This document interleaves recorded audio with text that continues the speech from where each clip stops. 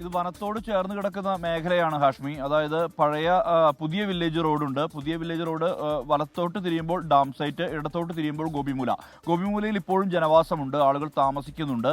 അവിടെയാണ് ഇപ്പോൾ പുലിയുടെ സാന്നിധ്യം ഉണ്ടായിരിക്കുന്നത്. അതായത് ഇന്നലെ പുലർച്ചെയാണ് അവിടെ ഗോപിമൂലയിൽ താമസിക്കുന്ന പ്രസന്ന എന്ന് പറയുന്ന ആളുടെ വീടിൻ്റെ മുന്നിലാണ് പുലി എത്തിയത്. അതിൽ ലൈവ് സ്ട്രീമിംഗ് ഉണ്ടായിരുന്നു. അതിൽ ഇമേജാണ് നമുക്ക് ലഭിച്ചിരിക്കുന്നത്. ആ ഇമേജിൽ കൃത്യമായ രീതിയിൽ തന്നെ പുലിയുണ്ട്.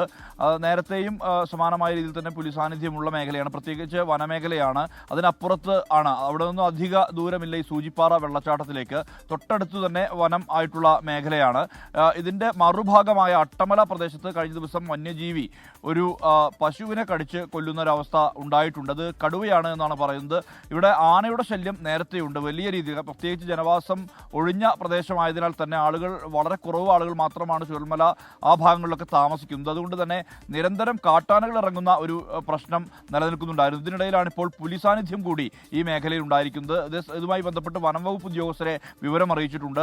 കൃത്യമായ രീതിയിൽ നടപടി ഉണ്ടാകണം എന്നുള്ള ആവശ്യമാണ് നാട്ടുകാർ ഉന്നയിക്കുന്നത്. കാരണം അവിടെ ജീവിക്കുന്നവരുണ്ട്, ആ ജീവിക്കുന്ന ആളുകൾക്ക് സ്വസ്ഥമായി ജീവിക്കാൻ കഴിയണം എന്നുള്ള ആവശ്യമാണ് ഇവർ ഉന്നയിക്കുന്നത്. ഇന്നലെ അരപ്പറ്റ പ്രദേശത്ത്, അതായത് മേപ്പാടി റോഡിലുള്ള അരപ്പറ്റ പ്രദേശത്ത് ഈ തേയിലത്തോട്ടത്തോട് ചേർന്ന് കിടക്കുന്ന ആ മേഖലയിൽ ഒരു പട്ടിയെ ഈ പുലി കടിച്ച് കൊന്നിരുന്നു. അതോടൊപ്പം വയനാട് ചീരാലിലും വലിയ രീതിയിൽ പുലി ശല്യം രൂക്ഷമായി തുടരുന്ന ഒരവസ്ഥയുണ്ട്. കഴിഞ്ഞ ദിവസങ്ങളിലായി എല്ലാം തന്നെ പുലിയുടെ സാന്നിധ്യം ഈ മേഖലയിലുണ്ട്.